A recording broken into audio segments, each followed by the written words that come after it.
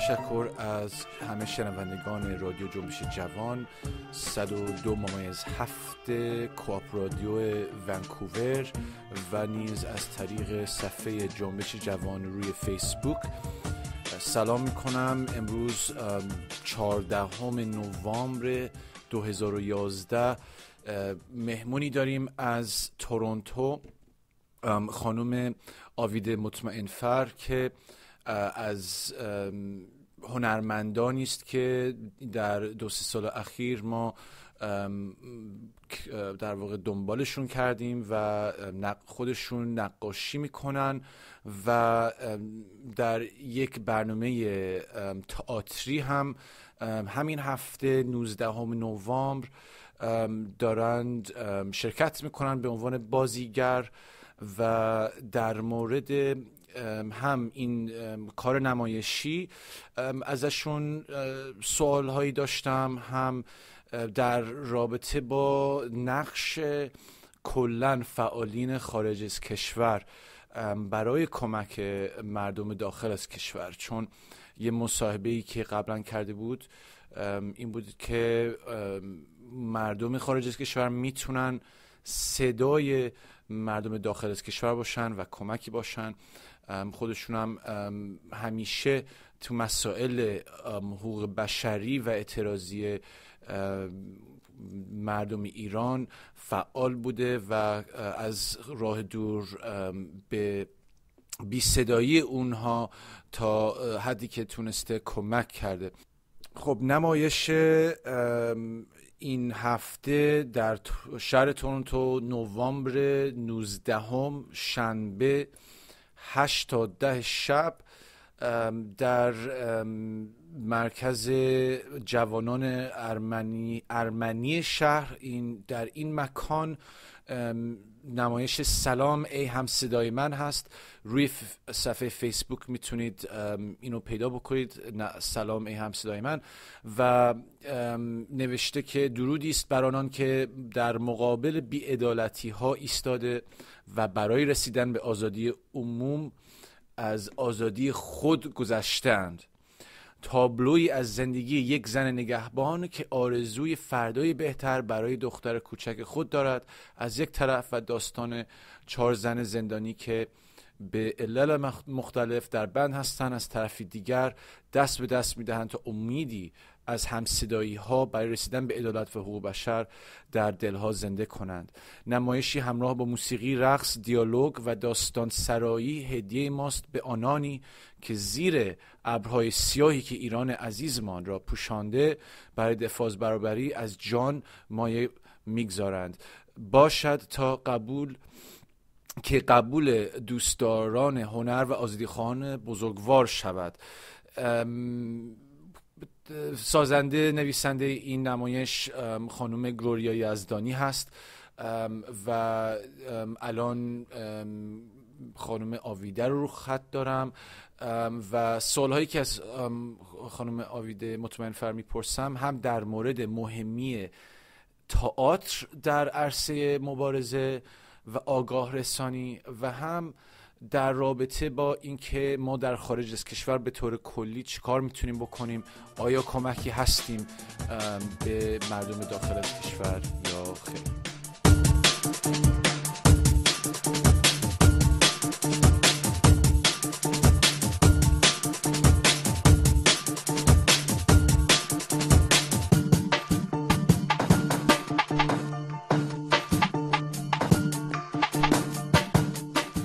خیلی خیلی ممنون خانم آویده مطمئنفر برای حضورتون.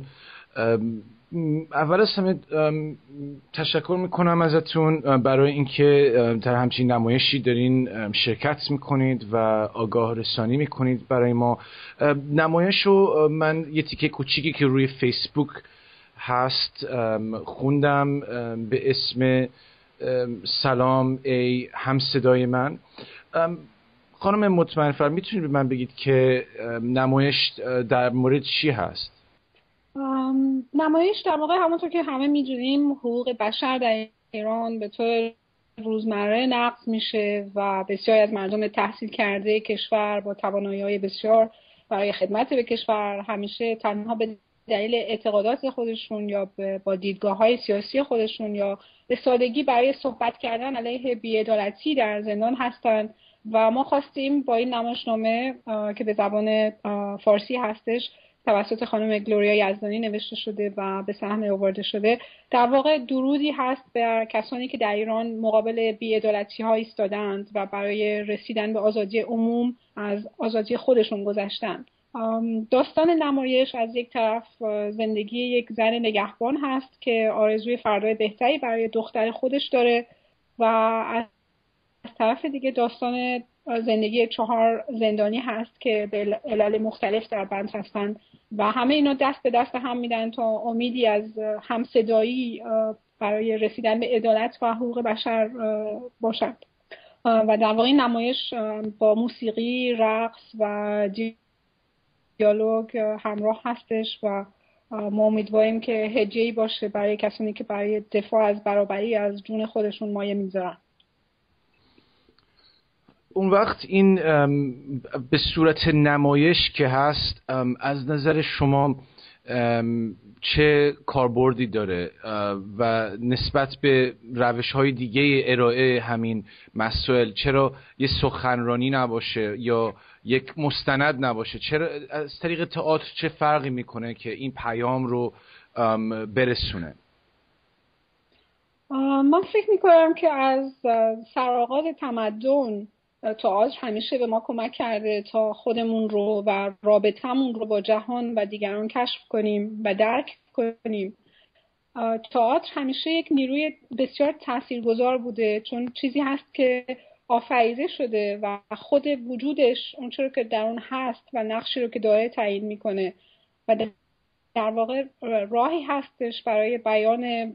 معنی، احساسات و به طوری که مخاطب فرصتی خواهد داشت برای تجربه کردن اون چیزی که ما میخوایم که اونها تجربه کنند. به عنوان مثال در این نمایشنامه ما میخوایم که مخاطب اون چیزی که در زندان اتفاق میفته رو تجربه بکنه تا نقض حقوق بشر رو احساس کنه و درک کنه و در این حال ما میخوایم که ارزش افراد رو نشون بدیم چون افرادی که در زندان هستن ارزش دارند و من فکر میکنم که در همه زمانها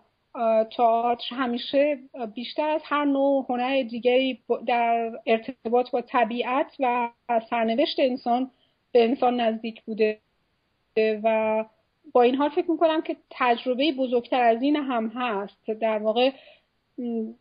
از این طبیعت ما هستش که خودمون رو از افرادی که متفاوت هستن و در موقعیت‌های مختلف زندگی میکنن جدا کنیم، ولی تئاتر مانع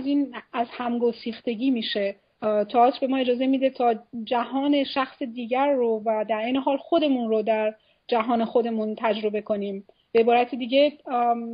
تئاتر ما رو به هم دیگه مرتبط میکنه و یک درک عاطفی و فکری به ما میده از اینکه زندگی ما به زندگی دیگری متصل هست و جهانمون به جهان دیگری متصل هست و در واقع یک تجربه واقعی و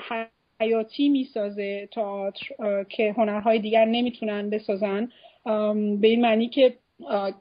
به معنای واقعی کلمه جهانی رو که در اون زندگی میکنیم رو ایجاد میکنه و حداقل در مدت زمان این تجربه. بنابراین من فکر میکنم عمیقاً معتقدم که تئاتر این پتانسیل قابل توجهی داره برای تغییر و ایجاد تغییر و ایجاد جهان خارج از تئاتر. بنابراین ابزار واقعاً ایدئالی هستش برای نشون دادن نقض حقوق بشر و ابزار قدرتمندی هست برای آموزش و بالا بردن سطح آگاهی. خیلی ممنون. به نظرم نکات خیلی جالبی بود که مطرح کردین در مورد اینکه تئاتر چه فرقی میکنه برای اینکه این پیام رو برسونیم. ما توی همین رادیو جنبش جوان در عرض این 2 سال و نیم پیش در واقع کارهای هنری شما رو دنبال کردیم و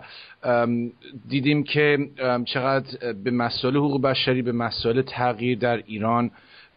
شما اهمیت میدید و در یک مصاحبه هم گفتید که در خارج از ایران ما میتونیم صدای مردم داخل از ایران باشیم. آیا هنوز این اعتقاد رو دارید و چگونه، یعنی ما چجوری میتونیم در خارج کشور کاری بکنیم برای تحقق حقوق مردم در داخل از کشور و تغییراتی که مردمی که داخل هستند رو ایجاد بکنیم یا کمکی برای اونها باشیم؟ من همیشه فکر میکردم و هنوز هم معتقدم که ایرانیان خارج از کشور باید صدای ایرانیان داخل کشور باشن و به منظور انجام این کار ما باید در یک حس مشترک از ارزش‌های اساسی متحد باشیم. میدونم که همه ما در مورد چیزهای مختلف افکار مختلف داریم و این طبیعی و خیلی هم غنی هست و هیچ اشکالی هم نداره و باید مختلف باشیم، ولی اون چیزی که به نظر من در این مرحله از تکامل جامعه ما مهم هست و ما باید کاملا با هم دور این موضوع جمع بشیم، دفاع از حقوق بشر و تمرین دموکراسی هستش. برای من این تنها چیزی هست که در این مرحله چاره ساز به نظر میرسه و در واقع متمرکز کردن مسئولیت ها برای رسیدن به یک هدفی بزرگتر از ما، بزرگتر از خودمون، یعنی هر شخصی برای رسیدن به یک هدف بزرگتر که اون آزادی و استقلال و حقوق بشر هستش در ایران. و من فکر میکنم که مسئولیت هنرمندان این هست که حساسیت و خلاقیتشون رو در جامعه به عنوان یک کل برای رسیدن به تغییر به اشتراک بگذارن و نه فقط از طریق کلیگویی و حرفای بزرگ زدن، بلکه از طریق نقشی که میتونن واقعا داشته باشن در آموزش و پرورش در جامعه، از طریق هنرشون به عنوان افراد مسئول یک جامعه با انتخاب کردن مسیر توسعه پایدار و در کمک واقعی به اونچه که امکان پذیر هستش. بله، خیلی ممنون. پس نمایش سلام ای هم صدای من شنبه نوامبر 19 ساعت 8 شب در آرمینین یوت سنتر تورنتو، میتونید صفحه فیسبوکی رو دنبال بکنید و یا بلیط رو چجوری میتونن تهیه بکنن؟ همون دم در میتونن تهیه کنن؟ شما میدونید؟ بلیط از خیلی وقت پیش در اکثر مغازه‌های ایرانی در شمال شهر تورنتو هستش، ولی فکر میکنم که اگر بلیطی باقی بمونه در جلوی در هم فروخته خواهد شد، ولی بهتر هستش که اگر کسی واقعا میخواد که بلیطش رو داشته باشه از قبل تهیه بشه، برای اینکه ممکنه که دم در دیگه نداشته باشیم. ولی فکر میکنم که به هر حال حتی اگر سولدات باشیم، چون منظور ما نشون دادن این نمایش به اکثریت مردم هستش، فکر میکنم حتی اگر بلیط دیگه نباشه و کسی دم در باشه میتونن وارد بشن به هر حال، ولی جای نشستن ممکنه نداشته باشن. درست. من امیدوارم به هر حال که سولدات بشه و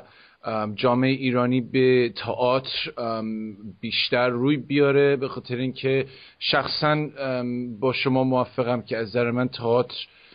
یک وسیله دیگه‌ایه، یه وسیله مستقیم تریه. اونجوری که شما گفتین یه جهانو برای ما اونجا میسازه و این در واقع جدایی که ما از آدمای متفاوت پیدا میکنیم رو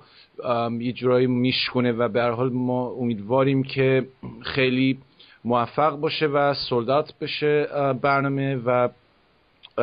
بعد از اونم شاید بیایید ونکوور و مشتاق دیدن نمایش اینجا هم خواهیم بود. پس فعلا خیلی ممنون از وقتتون و امیدوارم که